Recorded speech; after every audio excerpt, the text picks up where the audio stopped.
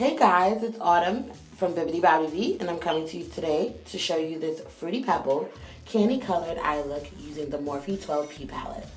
If you want to see how I get this eye look with my awkwardness and subpar videography, stay tuned and enjoy. I'll be using the Morphe 12P palette to create this entire eye look today. I'm going to start straight in with the orange from the palette and use that as my transition shade. My eyes aren't primed at this very moment because I find that when I'm using bases, layering is my enemy, and this transition will just probably go on a little better. I'm trying to blend upward, not to get product on my lid because, like I said, I will be putting a base on later, and it'll just make my life a little easier. Blend, blend, blend, and I'm going to repeat on the other side. I want to get that color as opaque as possible. We can touch it up later, but I want to create a line where I want my transition.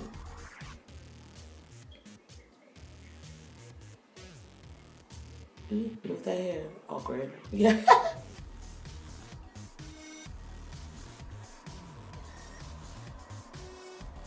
Blend some more. Okay, now I'm going to start to prime. I'm going to use NYC's Eye Primer 24-Hour Shadow Stick to create a base for the bright shadows. I'm going to use the pencil to draw it on and then a flat synthetic brush to blend it out. I have a hard time cutting creases on my eyelid because it's so small. So I try to use this to blend upwards so it's not such a harsh line. I do want it to be blended.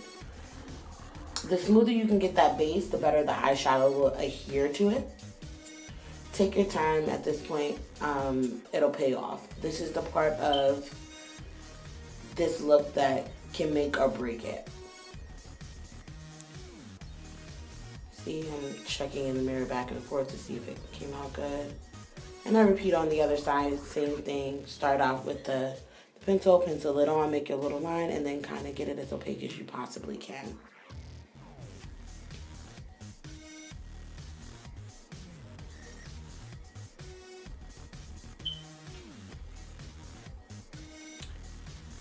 Perfect. I'm going to start in with the green with a flat shader brush, and I'm patting it. I'm sure you've seen this before, right where I want it.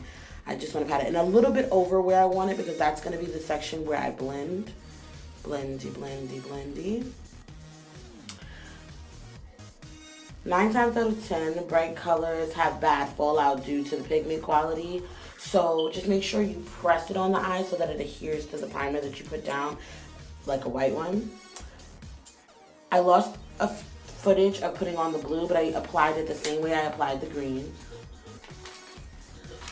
And then I'm moving into the purple. But in between, I'm trying to blend it, so I'm putting it a little over where I want it to be, a little under where I want it to be, and then I'm going in between and I'm going to blend.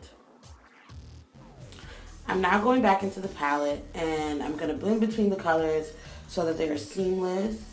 You will see me do this throughout the video when I feel like I'm losing color, so don't feel bad about touching up your makeup. People seem to think that when you're watching a tutorial, we don't go back and forth, back and forth. We're just shortening it so you don't have to watch a 30-minute tutorial of me blending the same two colors.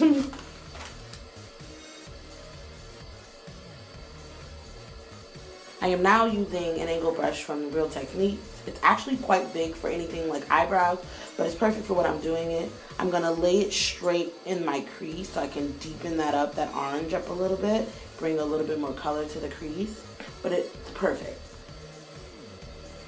Then I'm going to get a separate smaller blending brush because my eyes are very small and get in that crease so that I'm not over blending it and losing the orange. I don't want to lose the orange that we placed in the transition area, but I want to deepen it up a little bit without having to use black. See, going back, retouching that purple, retouching that blue, blending in between. It's going to be a lot of back and forth, guys, to get the color just the way you want it.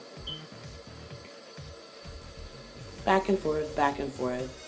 I decided to leave that part in the video so people could actually see it, and I'm going back in with the red on the other side, deepen it right above where we placed the transition and the color, Feel free to mess around with angles. Look up, look down, so that you know that you're blending out well.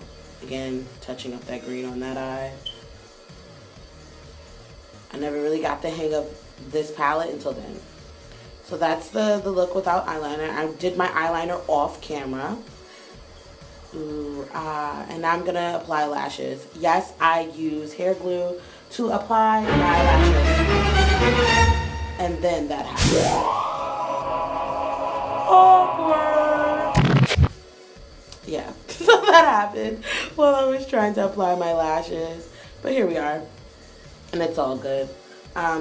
Retouching my eyeliner, going back and forth.